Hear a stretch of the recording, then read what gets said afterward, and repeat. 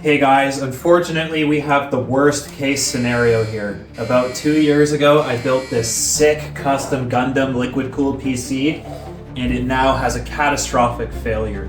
It's leaking. It was commissioned by a super nice customer of ours.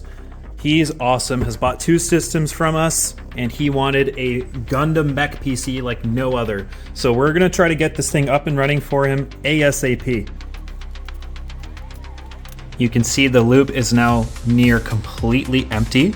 We can see signs of leaking right here at the bottom of the case. We can see here what appears to be a crack in the reservoir on top of the pump. We're also gonna deep clean this thing to restore it to its former glory. What could have caused this failure? A few things. One could have been a dramatic shift in temperature. Let's say this thing was put into a cold area here in the Canadian winter.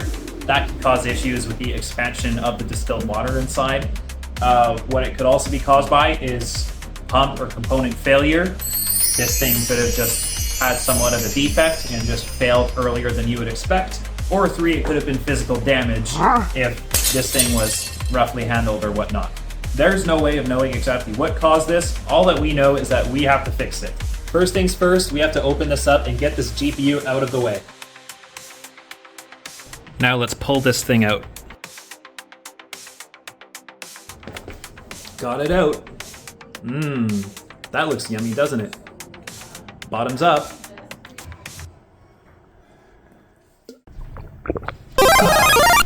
Now that we have it out, we can see the extent of the damage. It's cracked all around here, and it looks like it suffered a slow leak. Luckily not onto any of the core components, but to the bottom of the case. We're gonna take off these tubes and replace this whole reservoir right here because it's clearly damaged. This is pretty wild. You can see that even the pump itself is cracked. I've never seen a failure quite like this. Luckily I have right here an exact replacement. Imagine if this thing fails in the exact same way as the old one did. I don't think so. We're just gonna hope that doesn't happen. We'll use this opportunity to clean this sucker up. We want this sick-ass PC to look and work like brand new again.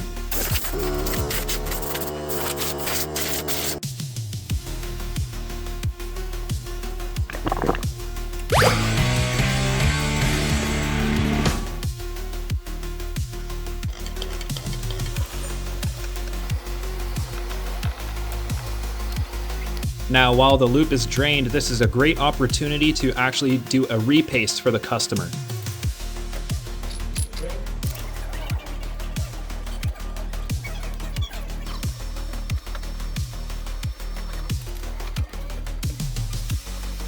Old paste off, time for the new.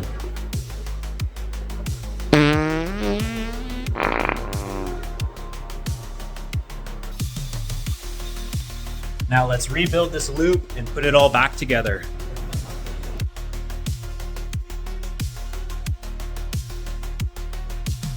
Now we're gonna reinstall the graphics card. First, a quick cleaning.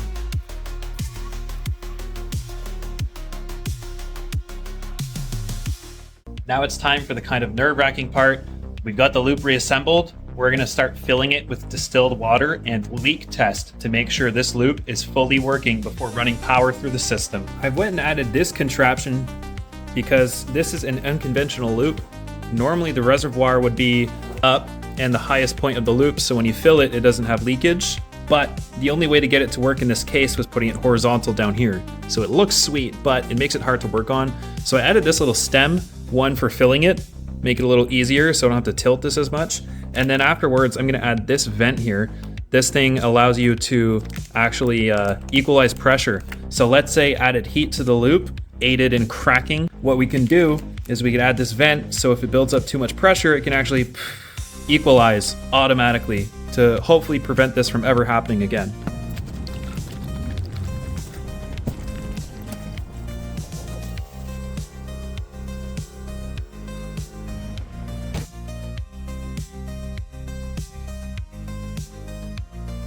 So we have the pump hooked up to the power supply here. Let's send it.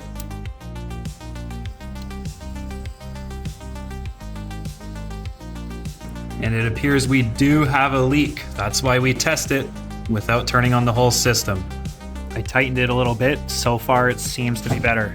Let's try filling it a little more and see if that leak has stopped. So far, so good.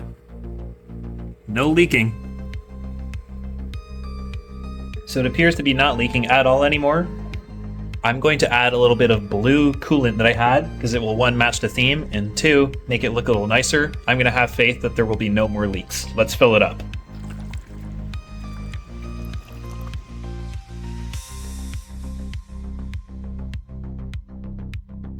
Beautiful, here we have it all filled up.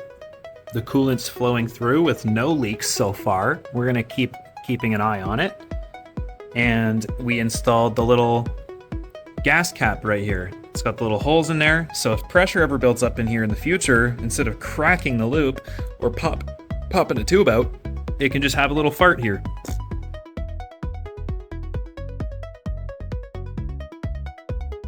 Okay, a moment of truth. Is this thing fixed?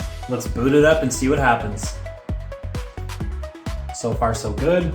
It's loading into Windows. Recovery mode, probably because it was overheating. Let's restart. And we're in. Fitting background. That's sick. Here it is, booted back into Windows, working fine with the LEDs back on in its full glory. Sick. This PC is so freaking sick, man. And it looks like it's alive. We'll keep running this stress test and make sure that under load, this thing doesn't leak and works 100% how we expect. So assuming all the testing goes well, this thing is fixed and this beast has been restored to its former glory. All done same day as well. So on the business side of it, because I like to share that, how much does this cost? Well, we bill $60 an hour for labor. This was about a 4-hour project when it's all said and done. I also had to use the replacement part. The replacement part's $50. The labor comes to $240. That's a grand total of $290 Canadian. From my perspective, I don't know what's been done to this or what hasn't been done to it. I don't know what conditions this computer has been in that may have contributed to the pump failing in such a catastrophic manner. From the buyer's perspective, you would expect a high-end PC like this to last you for more than 2 years. So what I'm going to do for the customer, because he's a great guy and this was an epic project, I'm going to bill him half price. I'm going to charge him $145 for this whole job. Do you think this is a fair price for the work involved, considering the situation? I'm not sure, and I love to hear feedback. Let me know your thoughts. Thanks for watching, everybody. Please subscribe to support more sick gaming PC content, because there's going to be a lot more. See ya.